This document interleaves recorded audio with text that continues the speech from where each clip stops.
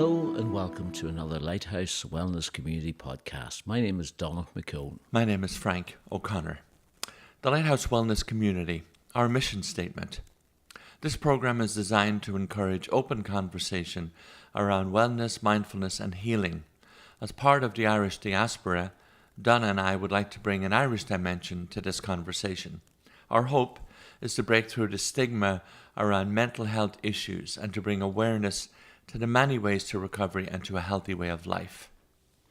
Well, on the programme today, Frank, a pretty serious subject, one that we have touched upon before, certainly, but perhaps not have looked at as deeply as we will be today. In the event of a number of well-publicised suicides by famous people, it emerges that we have to talk about this today because so many people are perturbed, so many people are, I don't want to use the word ill-informed, but so many people have different concepts and preconcepts that aren't serving the whole circumstances well, and many others are finding themselves at this time in difficult problems or difficult ways of thinking and feelings about all of this. Yeah, I mean, really remarkable when the CDC figures came out, or at least they talked about them this week, that suicides in the United States up 25%. It's like, wow, that's a remarkable figure. We definitely want to talk about it in light of what happened. The unique thing, I think, for both of us is that we have experience. We can talk truthfully about ourselves and where we came from and our own experiences with mental issues.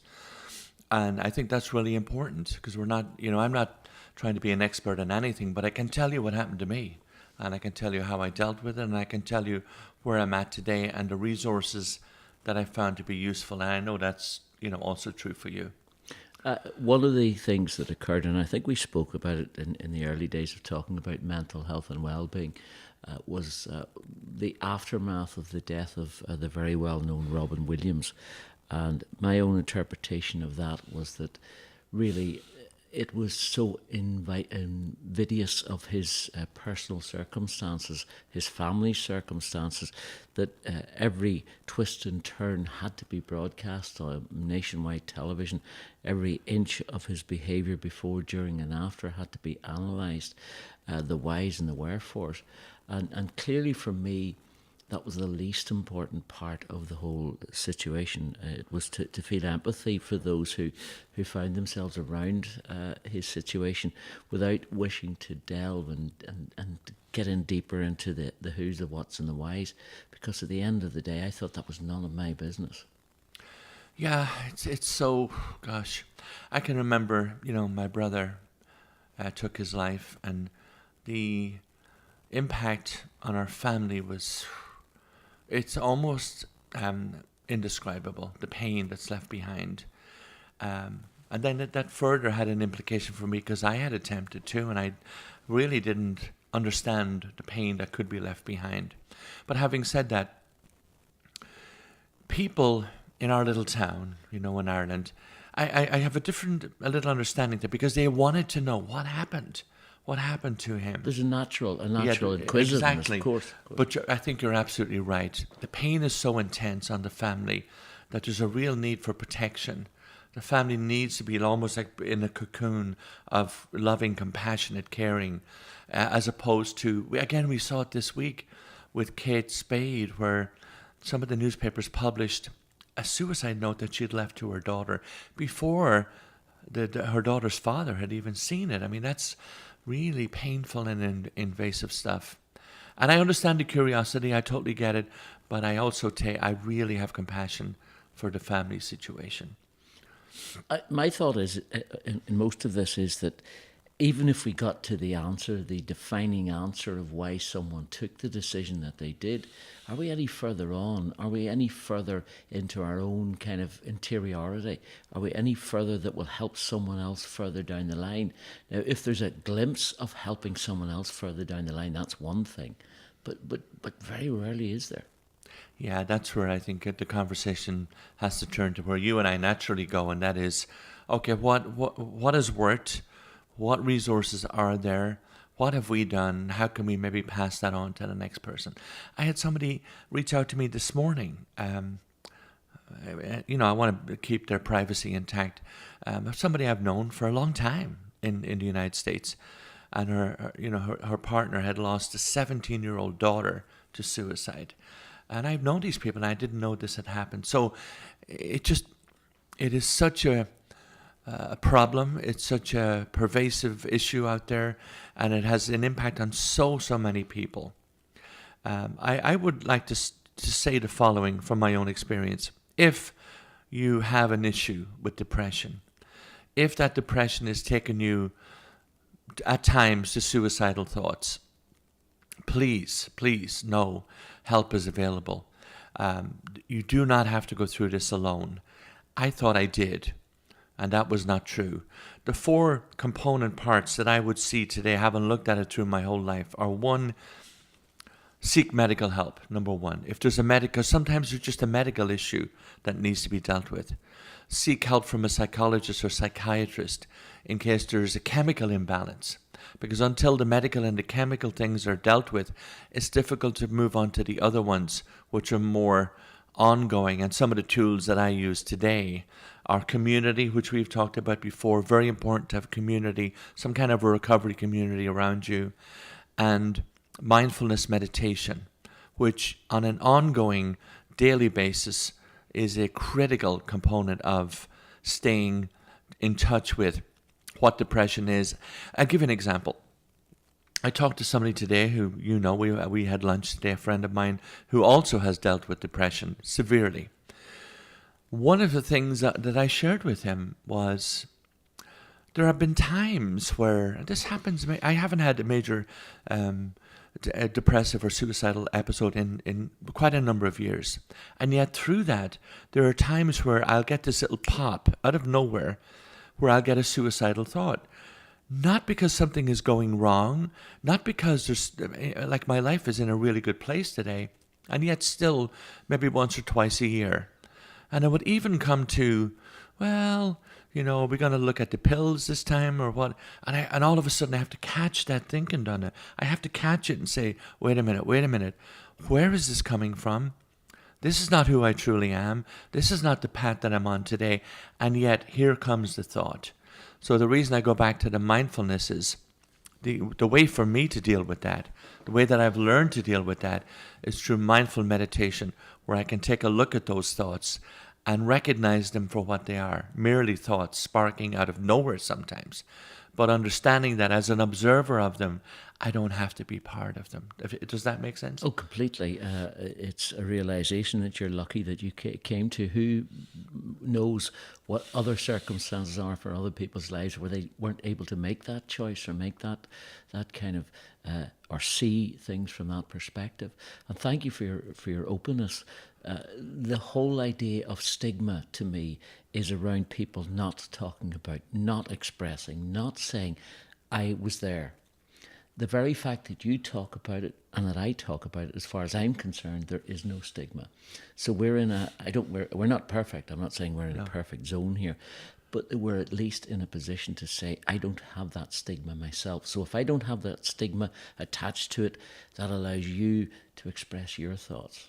That's the most important stigma breaking that I can Absolutely. do. Again, another example just from today for me, as a result of reaching out this week. You did, and on Facebook, honestly told what was going on for yourself. I responded then when I saw the 2 suicides. I'm like, oh, wait a minute, I got to talk about this. This is just too much. And just, honestly said a couple of things. Not a whole lot about myself, but enough to lay it out there. And again, today I had another person reach out to me who I've known for, again, some time, who's in what would be called a very successful field and looks really well, and simply said, I need to talk. I'm in trouble. And that's where our coming out, for want of a better word, our coming out and being truthful about our own situation means that somebody else can lean in and say, hey, I got stuff going on. As I had listening ears for me, I would want to be that listening ear too for somebody coming behind me. Because truthfully, at 65 years of age, in my case, you're a little bit behind me. If I don't do it now, what's the point? Why? When are we ever going to do it? Yeah, indeed. Once you have the realization that it does help, you have to. You're almost drawn into it. It's the life you've chosen almost that you have to be.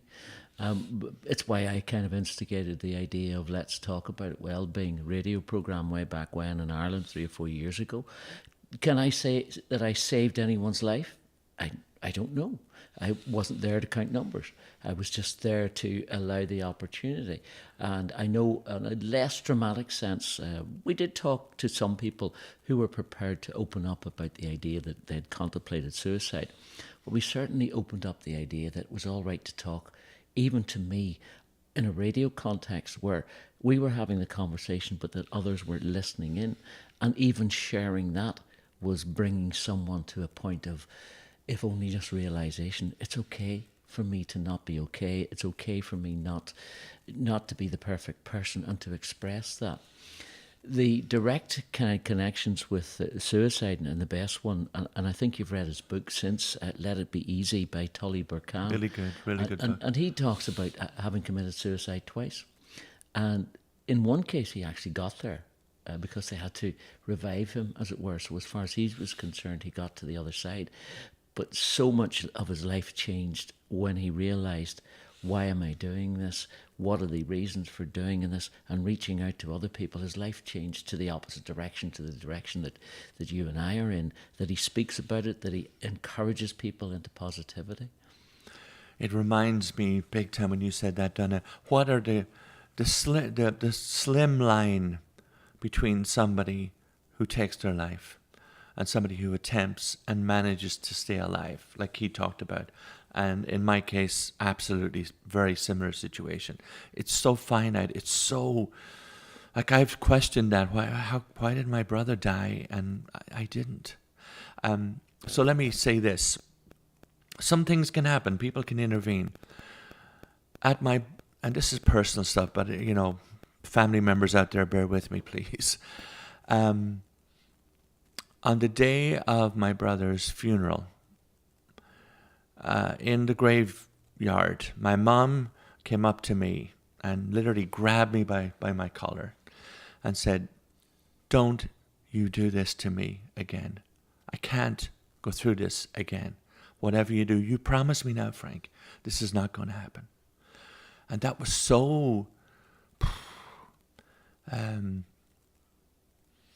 cathartic and emotional and everything that you can imagine it would be, that it had an incredible shift for me, that I'm like, I really have to look at this. I really have to understand what's going on. Where is this coming from? What's the thinking? What's the causation of this? And I have to find an answer. So that was the beginning of, so in a way, I owe my life to my mom.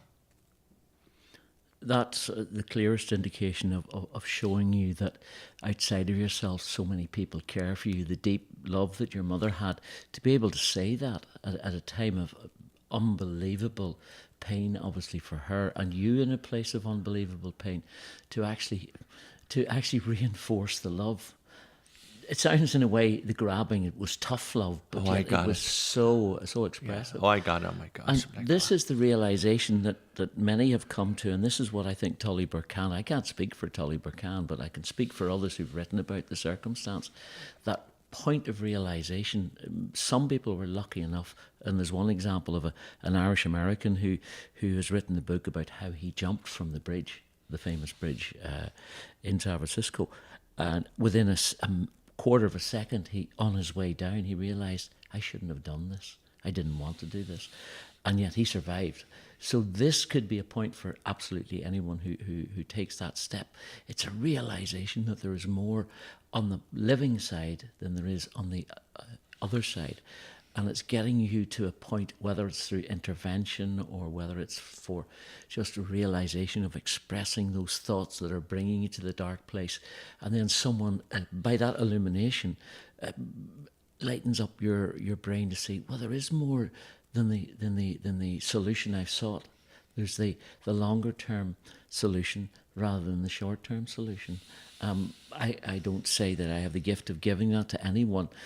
but I might have, and you might have, and any of us listening might have. We just have to put it out there that we do offer it. Yeah, oh gosh, then I couldn't agree more. And not being afraid to talk, as you've said. To the point, and I would say this too, to the point of asking pertinent, tough questions. I remember getting that fully. I was with a psychologist. Carrie was with me. My wife was with me. One of the last serious episodes I had, close to 20 years ago, thank you God in heaven. And she said to me, okay, a couple of simple questions. Have you contemplated suicide? Yes or no? Yes. Okay. Have you a plan? Yeah. Do you have pills? Yes. Are they hidden? Yes. All the way down. So that there was no ambiguity left. We're in a serious situation. Because people sometimes think, he's just not in the best place. He's just going through ask the question.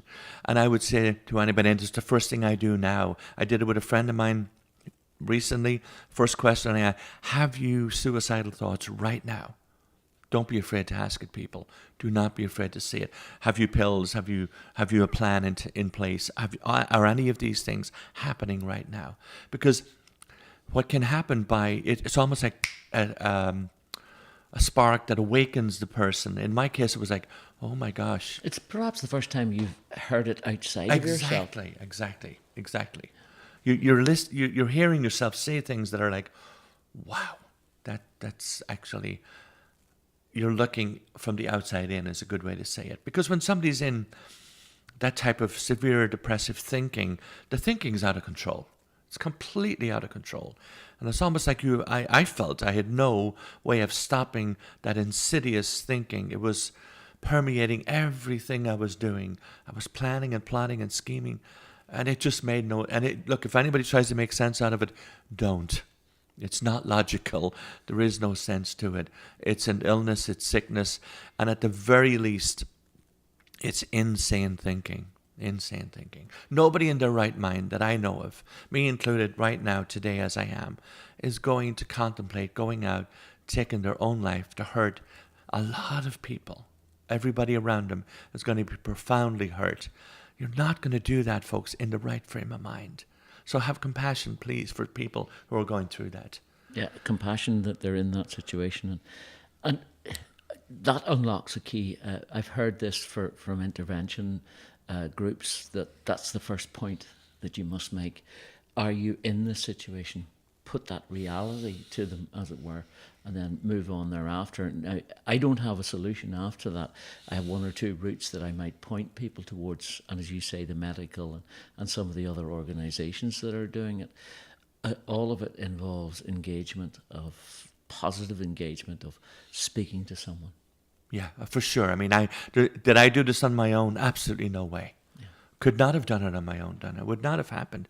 So in my case, the intervention was family, first of all, medical, psychological, initially getting chemical pills to get back to an even, get the serotonin levels back to normal. That needed to happen. Was able to come off that medication after a number of years.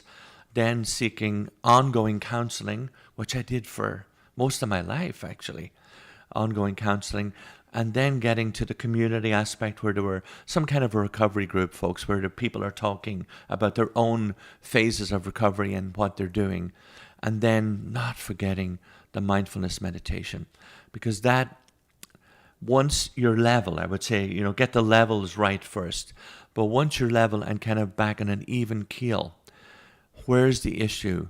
Then the issue becomes the thinking. What we've talked about here many times, my thinking mind is not always my best friend. Sometimes it can be highly, highly dangerous to me. And I need to be able to look at it, see it for what it is, and not have it control me. And that's where the mindfulness meditation comes in. That's what it does. My own brief, thankfully very brief, touching on to the idea of suicide. It certainly wasn't suicide contemplation. I maybe explained the story before where I was going through psychosis. Yep. And towards what became the end of that psychosis, my thinking was so rushed that I thought I knew the answer to the question I hadn't asked. That's the only way I could describe it. So it was going a million miles an hour. And then into a state of paranoia as to, is this the road to suicide? Am I going to commit suicide? Is that my next stop? We're talking in the middle of the night, 11 o'clock at night, in a darkened area in the middle of the countryside, having walked all day. Am I going to sit down at this gatepost? Am I going to tie this belt that's around me around my neck? Is this how it's going to end? Now, that's slightly different, I imagine, than those who've made a decision within this difficult or dangerous way of thinking. Because I'm coming from the outside. Is this what's pushing me towards? And I was more than scared, Frank. No more scared ever, ever, ever in my life. And that's why it stays so poignantly with me. Had another episode within another hour when I was kept in a Garda station nearby. Not for anything other than I was picked up by the Gardaí who held me there till my family were able to collect me. But I thought that the door was going to close on the cell that I was kept in. And I thought, you know what, I'm going to pull this out. And something inside me is going to tell me that this is how it ends. So those were deep and dark enough for me to realise that somewhere, whether it was right or wrong in my thinking, in my unconscious thinking, that suicide was inevitable rather than a choice. That was scary enough for me to say, what must it be like if I was coming the other side through logic, the logic of craziness, to think that this was the right step? Either of those routes would have been extremely terrifying for me. So that's my direct experience. Right. That's pretty direct. And that's pretty scary. That's very scary stuff. Yeah. I remember one stage, one of the episodes where I had 2 bottles of pills, strong sedatives and tranquilizer type pills in my hand. And having the conversation in my head, which went something like this: you don't have the courage to do this. And the other part of me saying, oh yes I do. Absolutely can do this. No you don't. Oh yes I can. Prove it to me that you can. Opening the bottle and beginning to take the pills. Complete insanity. Ending up in a coma, all the stuff that happens. But going back to that moment, the thinking is so far gone that it seemed like a rational conversation at the time. There's nothing rational or logical about somebody having that kind of conversation in their head and going to those places and making those decisions and taking those actions. There's nothing rational about that. And when you look at it, it's incredibly scary to think that your mind, this wonderful thinking brain up here, can bring you to that place, as it did in my case. So yeah, again, in your case, I can see that. I can see that plain as day. What that kind of conversation or that thinking that was going on in your mind. And yet, like you, the intervention of medication for the longest of time, possibly too long, doesn't really matter now. At this stage, I was able to remove myself from that, and then into community. The same route that you've gone, the same ways of coming to myself and to others and realising, yes, I'm important, but there are other things outside me that are important that I need to engage with to help me for my well-being and subsequently to help others with their well-being. So it's a tit for tat almost, isn't it? Yeah, I think that's the beautiful thing, that once in my case, once I became well enough to embrace myself, first of all, accept myself, be compassionate and kind towards me, and realize that life is actually not just okay, but pretty exciting at times. Once I got to that place, there's a natural tendency then to want to help, to want to bring compassion, to want to go out and help the next person coming along. And the great realization of the deep pain that had been caused. Example, again, trying to protect my family members as I talk here. One of my brother's kids came to me many years after his death. Many years. We were here in San Francisco. Maybe 20 plus years later. And that person was a little kid when it happened. And proceeded to tell me about this an enormous amount of guilt that they had over their dad's passing, death. And I'm like, oh my God, this is insane. How could this little being feel responsible for what happened? Because they had nothing whatsoever to do with anything that had happened in that set of circumstances. And it just brought me to wanting to explain and really go into deep conversation about all the things that had happened and how innocent that they actually were, and how I wanted to go to compassion for that person. And also another deep realization of how much pain and suffering is left behind by innocent people who maybe had nothing to do with the circumstances around it. And that it goes on for years. So my heart goes out to any family out there right now dealing with any of these issues. Please be kind to yourselves. That's number one. And know that if you have a family member in that state, that you are not responsible. You are not responsible. Nobody was responsible. Family members, ex-wife, children, nobody was responsible for what was going on within me. And I'm fortunate that I got an opportunity to go back and talk to family members and children and siblings and say, look, all the stuff that was going on in my life, please know you had nothing to do with it. Nothing to do with it.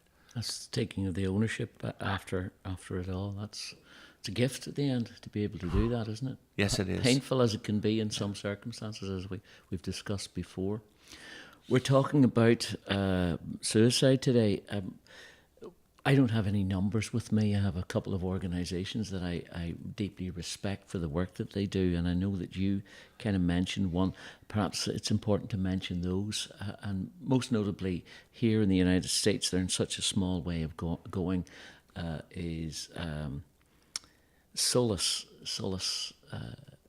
House, and we'll post the details up. They've just set up over in New York, and they're setting up here in San Francisco. They had the walk across the bridge a few weeks ago, hoping to set up an intervention kind of centre here for those who are in, well, it was ostensibly the Irish community, but they offer it to everyone. They are Pieta House back in Ireland, and they do great work in intervention. Yeah. So that's one route, and we'll put the numbers up below. And Frank, I know that you mentioned, or at least posted about the American Society for the Prevention of Suicide. Suicide Prevention. Yeah, and if anybody out there who's on friendly with me on Facebook, I have a posting there. There's even a little button you can press if you want to donate to their cause, because that's literally a bunch of people who are available 24/7 for anybody, anywhere, anytime to reach out and have somebody on the other side of the phone. And having had that experience, because do you remember the Simon community? Yes. In Dublin? Yeah. At one time reaching out to them at 2:00 in the morning myself, and boy, to have somebody on the other end of the phone who's just simply saying, okay, I'm here. I'm just going to listen. I'm not going to tell you what to do. Just talk away. I'm here. I'm not going anywhere. I'm not in a hurry. It's 2 a.m. in the morning. I have a cup of tea with me. I'm here with you as long as you need me. That's an incredible gift. So, yeah. That listening ear again. Well, that's our podcast for today. Yeah, I mean, we could have, obviously, this is one that we'll probably come back and revisit, because there's still so much left. The Lighthouse Wellness Community podcast, thank you for being with us, and compassion to you and compassion to our brothers and sisters listening. And Frank, thank you for your openness today too. And you too, Donna, on both of our behalves. We will do a meditation today, yes. And so our meditation today, it'll be a brief 10-minute meditation, 5 to 10 minutes, on compassion and self-forgiveness, because that's where it begins. And that we'll focus the meditation on that today. Okay, folks, welcome to our meditation component of today's podcast. Our idea is a very simple one. We're going to take a vacation from our thinking mind. And in order to do that, the first thing we do is to bring awareness to our physical body. So, if you can get comfortable at home, sitting in a chair, you can even lie down, that's fine, or on a cushion. And the first thing to do is just get in touch with your physical body. Feel your feet on the floor. Feel your seat being supported by your chair or cushion, whatever it may be. Or if you're lying down, your back being supported. And that's just tapping into our physical body. Now let's bring awareness to our crown, top of our head. In fact, the whole head area, including your face. And an easy way to bring awareness there is to access any muscles that you can in your head and face. And just gently squeeze them for a moment. Just hold it for a moment and let them go. So if you want to kind of scrunch up your face and feel the muscles in your head just tightening momentarily, let's everybody do that. And let them go. Now bringing awareness to your neck and shoulders area. And again, a good idea is to bring awareness to the muscles that you can access. You can scrunch your shoulders up towards your head, holding them tightly for a moment and letting it go. Bringing awareness to our arms and our hands. Once again, accessing the muscles that you can in your arms and hands, just tightly holding your hands momentarily, squeezing them tightly and the muscles in your arms, and let it go. Bringing our awareness to our chest and belly, stomach, abdomen area. Access any muscles that you can and tighten those muscles, particularly the belly. Just tighten the muscles there. Hold for a moment and let it go. Now to our lower body, our groin area, thighs, calves and feet. Accessing muscles in all of those areas if you can, or any that you can. Hold those muscles, squeeze them tightly for a moment, all of them if you can. And release, let them go. And in the process of doing that, we're simply bringing awareness away from our thinking into our physical body. Now we bring our awareness to our breath. A simple process of doing that, we'll use the counting method, counting from 1 to 10 in the following way. Breathing in and out to the count of 1, breathing in through your nose, out through your mouth. Breathing deeply but comfortably, not over breathing. So let's do that, breathing in and out to the count of 1.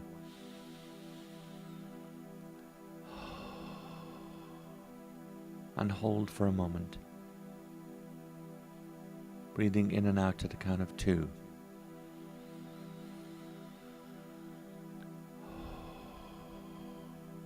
And pause briefly. Breathing in and out to the count of 3.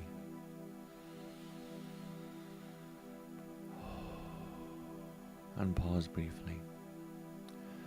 As you're breathing, it also helps if you can picture your rib cage expanding out as you breathe in. And as you breathe out, contracting back to normal space. So let's try that. Now we're on the count of 4, breathing in and out.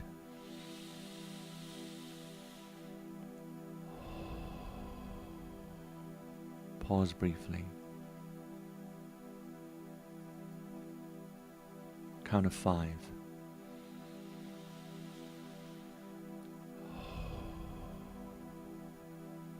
If you can, between breaths, as we pause, just don't breathe momentarily during the pause. Breathing in and out to the count of 6.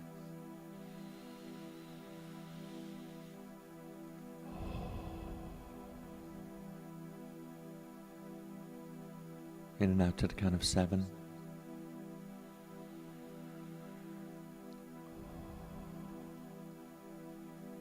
Count of 8.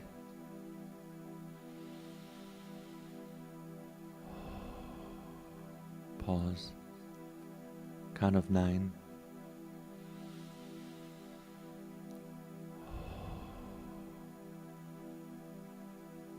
Count of 10.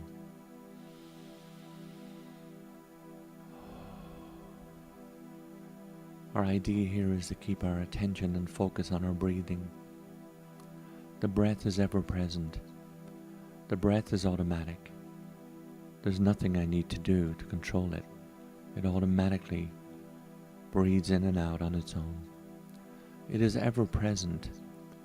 We can only breathe in the now. And through bringing awareness to that breath, it helps us stay present in the moment.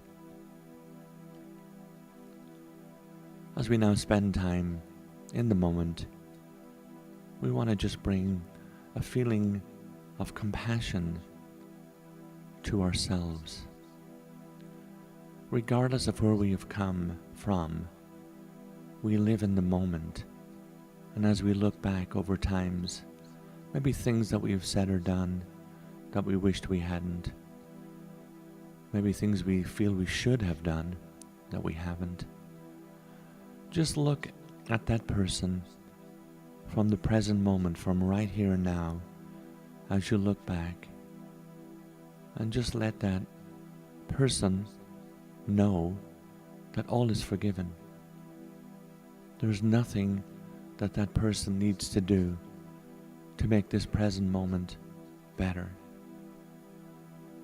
If they've said and done things that they wish they hadn't, just forgive that person with compassion and understanding. And as we reach out towards the future, that can bring with it anxiety and fear. Again, remind ourselves, remind that person that's thinking in that way, that truly all of that is an illusion. I have no future, I only have right now. And if I find myself moving into fear and anxiety about the future, choose to remind ourselves that that's merely an illusion. I cannot be anywhere other than right now.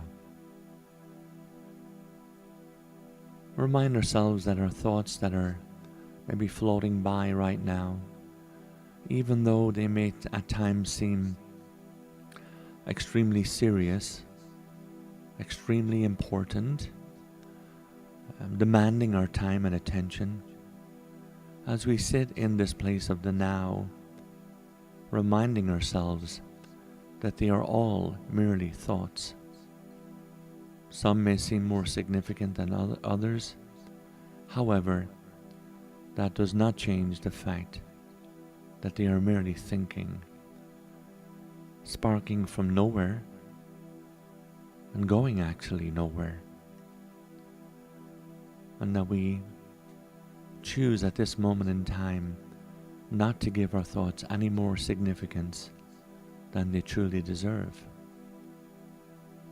And as an observer of thought, I can choose in this moment not to be impacted in any way by thought. As the significance of that thought and feeling sits in our being, we realize that in the present moment, all is well. For the next few moments, just relax and dwell in the present moment. We're going to play some music and slight chanting so that you can bring your attention to the music and chant and away from the thinking mind.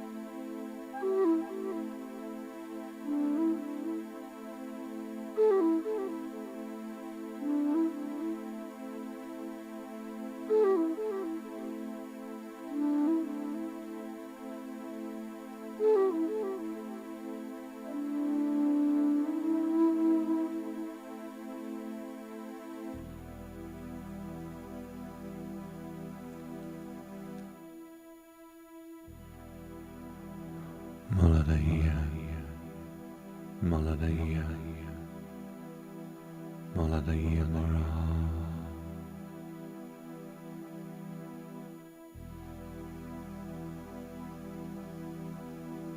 Maladaya,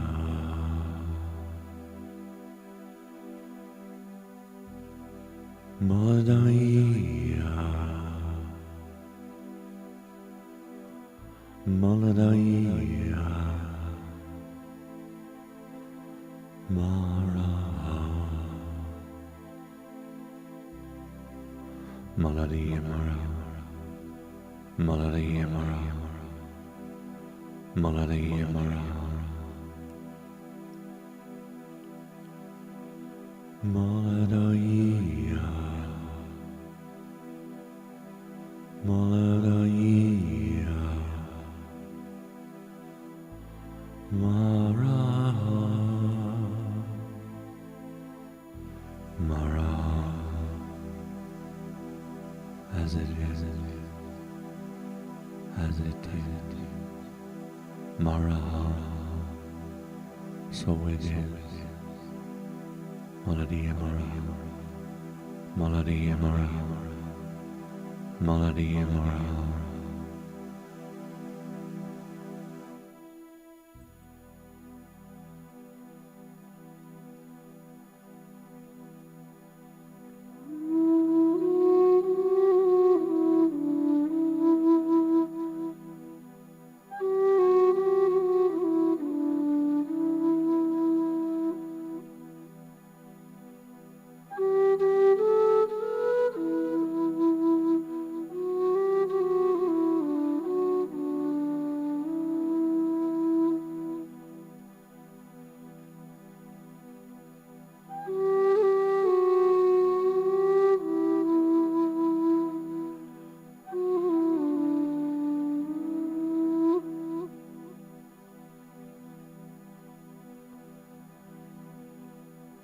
I'm bringing attention once again to our breath. Breathing in and out to the count of 1.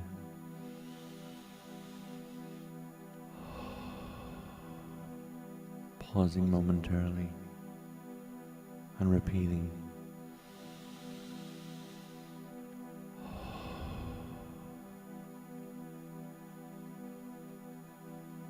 A reminder that my breath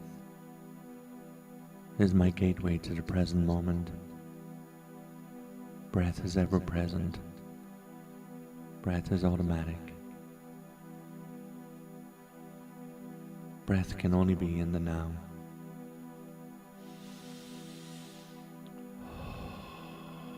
That breath is now gone.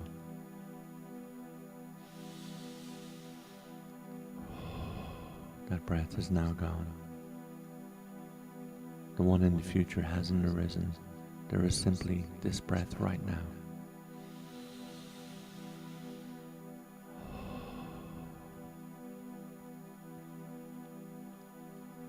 Knowing that all is well in the moment. Again, we wish compassion and peace to all living beings. We wish peace of mind to our brothers and sisters who may be suffering in any way, in particular right now as we think about mental illness. We send out light, love, and compassion to our brothers and sisters across the planet and to all living beings. Now bring your attention back to your physical body. Once again, just feel your feet on the floor, your seat on the cushion or chair, whatever it may be. Just touching and feeling the body that we inhabit, as if we're sitting back into that body.